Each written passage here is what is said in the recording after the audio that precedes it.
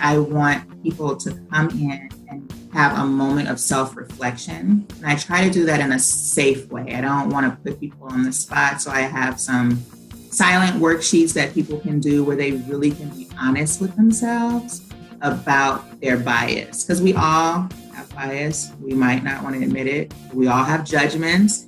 We may not want to admit it. But if you can really be honest with yourself and say, I might actually think this about this group of people, and then that probably is coming into the room, then you can kind of self-check and self-evaluate. And so I want the white clinician to be able to do that, to be uncomfortable, to be able to really take a moment to reflect safely, and then kind of keep those things in mind the next time they encounter an African American, so that they can say, is this one of my judgments, or is this really what this person is giving me? And if it's my judgment, how do I check that? This is Therapist Clubhouse, a podcast for private practice entrepreneurs. I'm Annie Schusler. This week, I'm talking to Narissa Harris, a private practice entrepreneur in Richmond, California. Listen as we dive into her passion for helping therapists increase their cultural sensitivity and how she does it, and what she's learned about being her own boss. Welcome, Narissa. Thank you so much for being here on Therapist Clubhouse. Thank you for having me. So I want to talk to you about your business, your private practice.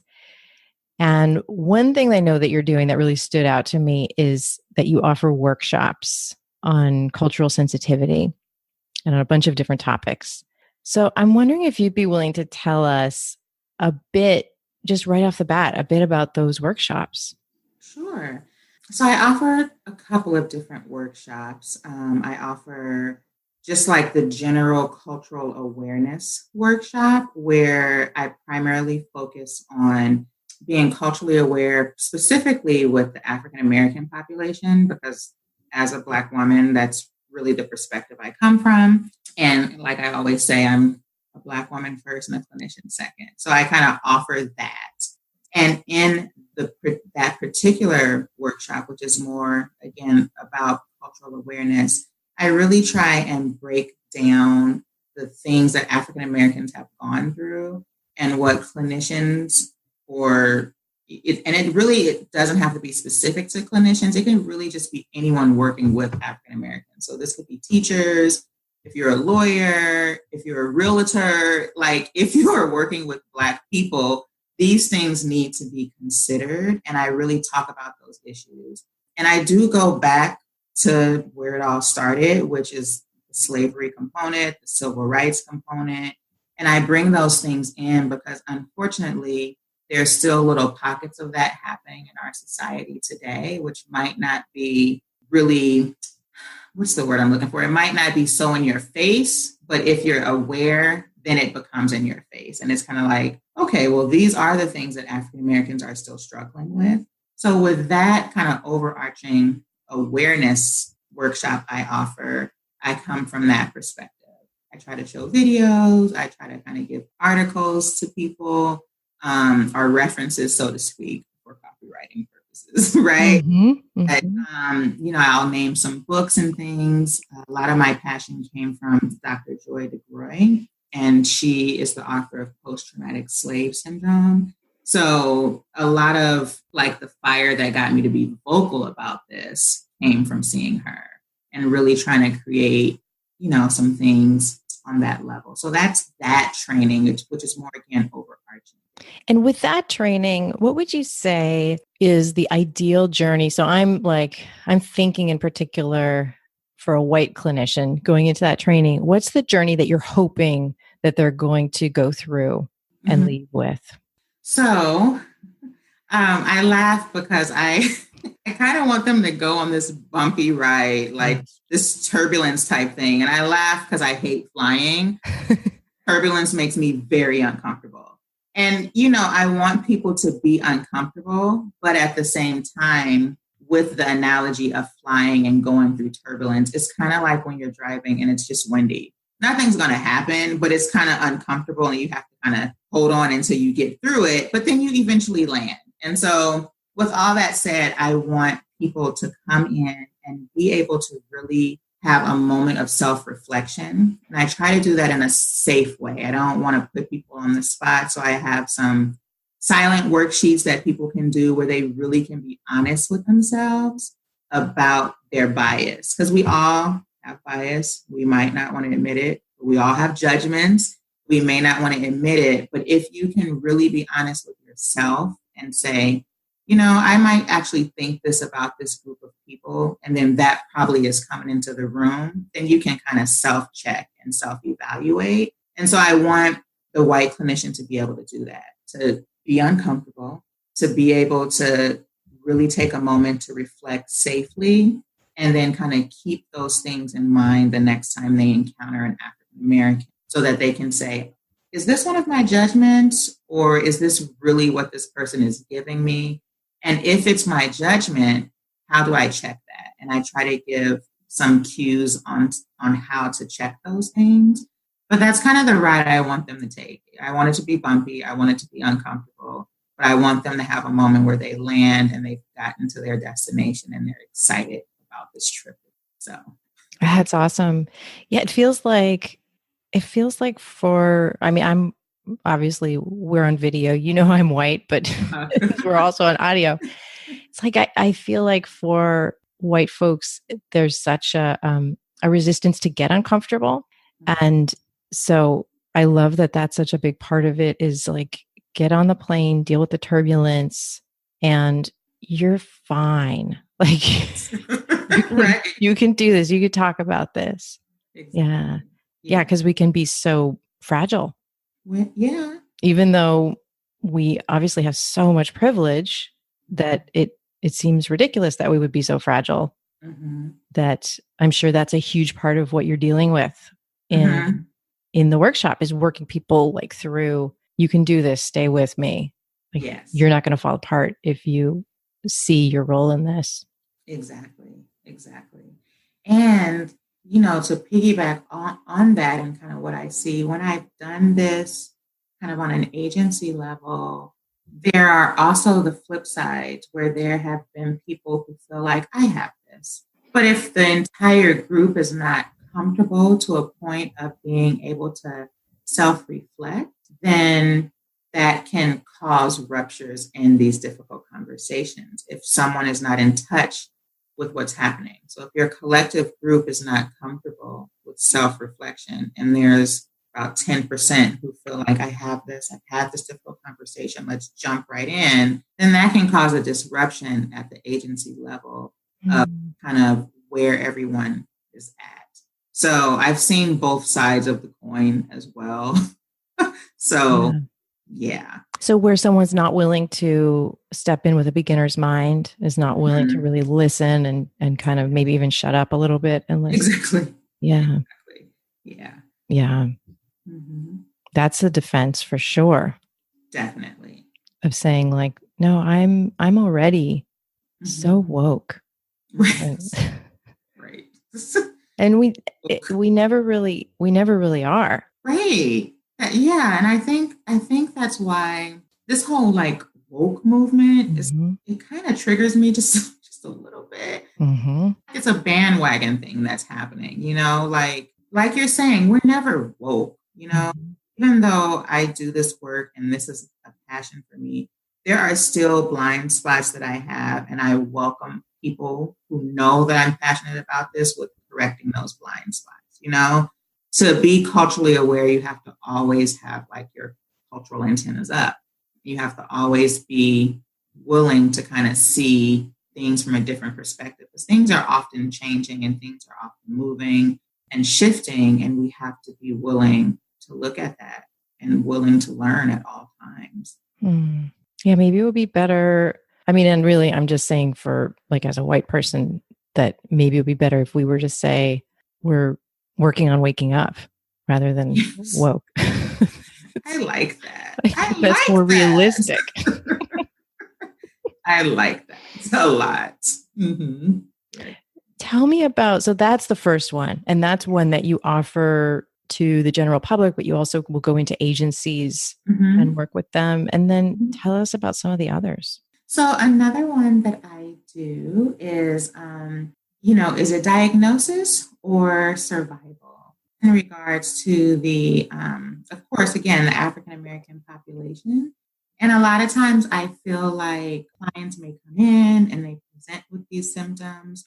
And sometimes it's not depression, it's not PTSD. It really is just surviving, being low income, or growing up in a really rough neighborhood. Sometimes people are described as guarded, or resistant. And it really is, this is how you survive. You grow up in the hood, you have to be guarded, and you have to be a little resistant to what's happening around you to make it to your destination.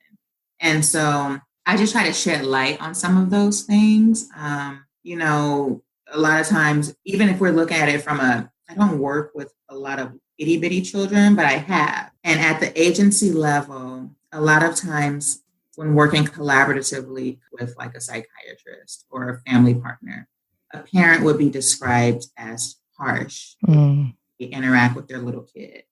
And truth be told, maybe they are being a little harsh, but I don't know if it needed to go as far as sometimes they need better parenting skills. Because if we're looking at it, and I'm just going to be raw and unapologetic, if we're looking at a mom that might quickly snap at her kid for running in the street and kind of, we've seen it sometimes, snatch the kid up a little bit or yell at the kid a little more harshly, it's almost like, let me get you to follow these rules and snap you into it really quickly, because I don't want the police to shoot you down for not following. And so, yeah, sometimes we might need to be a little more warm and fuzzy with our children, but they're not going to be in a warm and fuzzy world, because when a Black boy grows up, he's profiled. When a Black woman grows up, she can be profiled. And so trying to like whip our kids into shape and get them to follow rules so that they'll know, hopefully, if this cop stops me, I'm going to do what I need to do. Or hopefully I won't be seen this way by the principal at the school, or labeled as like an uncooperative kid. So that's kind of where I come from. And I try to tie those things into the trainings with just getting people to recognize these things that happen in a day-to-day life that may look like symptomology, but it's more so survival. Excellent.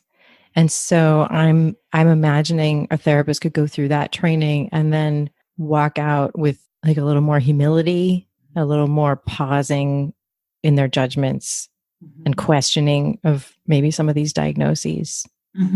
Yeah, that's huge. Any other workshops you want to tell us about? One that sticks out, it's not a super big hit because I feel like it's a delicate topic, but I do talk about kind of like the rise of suicide in the African American population, especially with teenage boys. I wrote my thesis on that like years ago and just kind of found it fascinating at how it's hard to measure suicide in the African American community because there's all these risk factors that happen, like getting in trouble with the law. And sometimes it's like this reactionary suicide concept which is hard now because I'm stumbling now because I want to be like mindful of how I say this because I don't want it to go on this train of like, oh, well, is what's happening with these recent shootings. And I'll kind of go back to why I'm saying that in a second.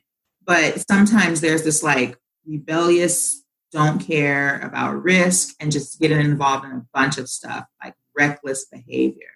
And then you end up getting killed by the cops, right? Which is very different than an innocent kid being killed or a kid running from the cops and being killed, or hands up and still being killed. Like this is very different. So I don't want people to kind of correlate the two, but it's more so when you are just really engaged in a lot of risky behavior, not caring about consequences. And then you end up dead, but it's almost like a reactionary suicide situation because you put yourself in these situations knowing that this is what the result would be. So you may not have pulled the trigger, or you may not have hung yourself or done all those things, but it still resulted in your death. So I kind of talk about it from that perspective and why it's hard to kind of quantify these things and have a lot of data for the African American population population. But I also talk about protective factors too, and how we can try and really help our children, especially our African American children, not go down that path. Because some of our protective factors are just a little different, just a tweak different. Community is really, really big for us. And of course, community is a big thing for anyone to try and prevent suicide, to stop isolation and things like that. But how we engage in community, like throwing music into it, throwing church into it, throwing kind of like the neighborhood into it. Those type of things are protective factors for us. So I talk about that a bit. That's not a big training of mine. Not a lot of people sign up for it a lot, but I still, big passion for me, because again, I wrote my thesis on it, and things like that. Yeah, it's so deep. It's really deep. I can see why like diving into a bigger training could be so helpful, and looking at the nuances. And just one little thing that comes up for me is thinking there are a lot of kids, some of them dealing with a lot less, who get rebellious and who act out and who do foolish things. Mm-hmm. I mean, oh my God, I think back on my teenage years. Like, don't do that. Right. But the consequences can be so different, right? Because of privilege, like the consequences can be so much smaller. So, I mean, there's just so much there. You have, I'm just so, I'm really just, I'm going to edit this part out, but I'm just so impacted by listening to you and all that you have to share. So I really appreciate it. Thank you. You have a newsletter that you share with colleagues. Will you tell me about that?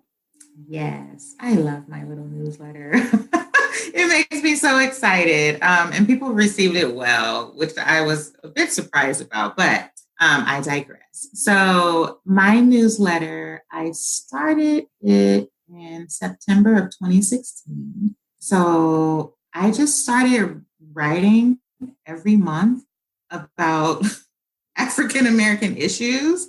And again, my little motto was, when I did the intro and asked people to sign up, is, I'm going to be really raw and unapologetic with you guys. This newsletter is really going to focus primarily on African American issues. And I'm going to talk with you as a Black woman first and a clinician second. So it's I feel like it's intellectual, but it's also very kind of free flow. I don't do a lot of psychological jargon. That's just not me. So I don't want to write like that every month. I can talk like that if I need to, but and so I've written a bunch of things, and I've done it every single month since September 2016. And I've written topics from how to build a clinical relationship with African American clients, to repetitive trauma in the African American community. And these are older ones. And the most recent one I wrote was I Don't See Color, and kind of like the danger of saying that. Because I feel like that's like this politically correct thing that people think is politically correct, but it's just not. And so I kind of wrote about like the dangers of saying that. Last month, I'm blanking a little because I had a whole computer debacle. Well, not last month, January, I wrote about being Black in this political climate. I wrote about that. So I toggle between kind of like a clinical aspect and just a me aspect, and I incorporate story into these things. I incorporate my own experience. Sometimes I throw my husband in there. He's also a therapist, but he's also a Black man, and he's a very much Black man. And so I write about that. And sometimes the fear that I do have, I've written about police brutality and hypervigilance, and shared one of my own stories of like my own personal experience with the police, and then my fear for my husband. He's a very well-versed man, but he's a very Black man, as he should be. He drives his car with his tinted windows and his music. And so he easily can be profiled. He's been profiled while driving to work, and he's a school psychologist, a tenured school psychologist. You know what I mean? He's been profiled driving to our home, because it almost is like, well, why are you guys here? I've been profiled if I take a walk in the middle of the day between clients. I rush home really quick and I take an exercise walk. And it's like, well, why is this Black girl in the middle of this suburban neighborhood? Mind you, I live in a diverse neighborhood. So it's not like, why are you in my neighborhood? So I write about those things in the newsletter. And sometimes I tie it back to clients and client experience and things like that. So next month I'm writing about, or this month actually, next week, I'm writing about a cultural twilight zone, which is based off of an experience I had in the store. So, Are you willing to tell us? The experience? Yeah. I'm willing to tell you the snippet only because I want people to sign up. Yes, I do too. So I do this every month. I give a snippet of what the next month will be about.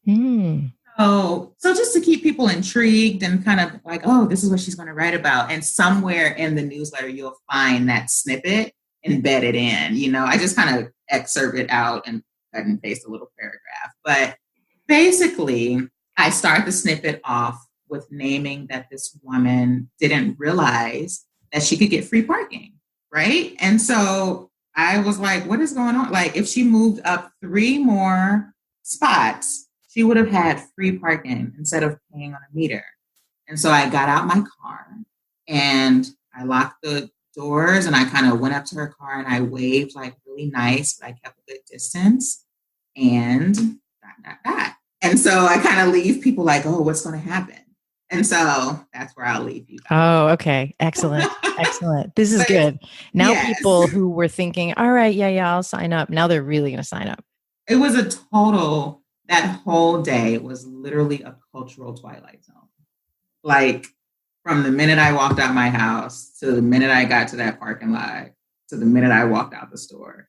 And so just, and I call it walk a day in my culture is what my name is called. Because it's kind of like, don't walk a day in my shoes. I really want you to walk a day in my culture and experience what I experienced. I just want to say to listeners, like, if you're feeling like, oh, I wish there was a way I could be learning more, like this is being offered right now. This is very, very generous, a generous thing that you're writing and offering people. So yeah, and it's free. It's like it's free. And you can even check my website before signing up if you're like, I don't know. Like all my newsletters are on there except the current one. So you can click them and read them. But I always tell people to sign up because you'll never know when I post one. And then I'm thinking of doing a survey for my subscribers just to see what they're liking. Because people email me individually, but I want a collective, voice from the people. So. Excellent. Let's talk about your private practice for just a minute.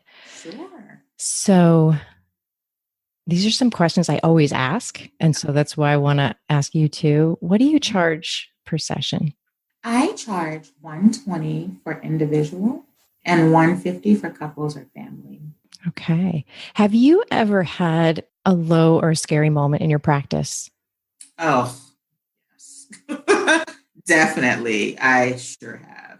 I actually am coming up from a low moment, right? Because it's just like, what is happening? But, the way I looked at it and when consulting with people, private practice has its ebbs and flows. It's up, it's down. The greatest therapists, I feel like, will have ups and downs because I think it's part of the season. I normally get a lot of calls where I'm overwhelmed, like around this time of year, around the new year. But then in the summer, it dips. The sun is out, people are vacationing, they're having a great time. And I forget that every year and I freak out. And my husband's like, you will be okay. And so, but yeah, I've had those scary moments, but I feel fortunate and I feel blessed that when I made the transition to private practice, I had saved money, which is a blessing, but it always seems to work out. I feel, I know a lot of people sometimes are a bit against insurance panels, but those have been my saving grace sometimes because, it's an automatic source of a referral and people don't have to worry about finances when they come in because their insurance takes care of it. So that has helped me in the low moments. But, it's just part of the work and what comes your way. So What would you, if you were to time travel back to when you first started your private practice, what would you tell the Narissa of that time? I would tell her, I think the biggest thing I would tell her is like, you're your own boss, and to kind of get out of this agency mentality. You have agency in whether or not you take a client. You don't have to take a client. You don't have to have productivity. You don't have to have these insane numbers.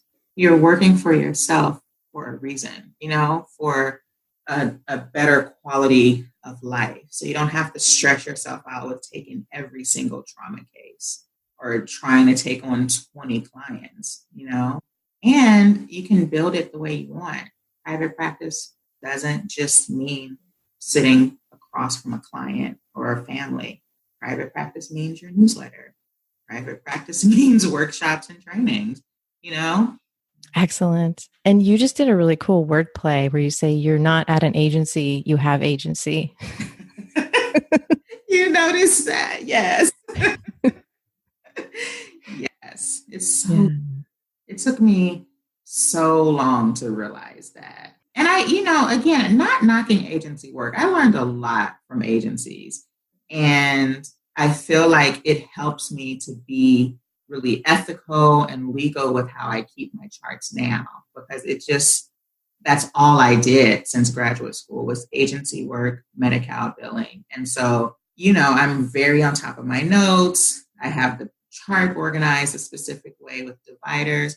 So I learned a lot, but agency work is hard. There's this push to keep, 65% productivity. There's this push to take any client that comes. There's this push, like if you're in community-based work and you stop to go to Target and like pick up some toilet paper on the way to a client, it's like, oh God, this is work time. But I don't have to do that. Like if a client doesn't show up, I write a non-billable note and I go to Target. It's like around the corner from my office. And so it took me like a year and a half to be like, Narissa, it's okay that you went to Target. Or it's okay if you are taking this vacation, you've given your clients like fair notice, you've given them numbers that they can call. So it took me a while to get out of that hustle and bustle. And I would just tell myself to just chill out. You're like the boss. Yeah, so good. Where's the best place for therapists to find you and throw compliments at you and sign up for the newsletter? Oh, yay. So the best place to find me is my website, which is Bloom Into Your Best Self, like a flower. So Bloom, BLOOM, like Mary, into the word INTO, your best self. And there is everything. So there's my workshops, there's my fee, there's the newsletter, my social media, everything about me is there. My phone number, you can email me. Excellent. Thank you so much for being here today. You too. Thanks so much. Thanks for listening to Therapist Clubhouse. If you've got dreams and ideas for your private practice and you're not quite sure how to make them actually happen, head over to coachingwithannie.com and you'll see how we can help. So where's the best pay? Let me start over with that one.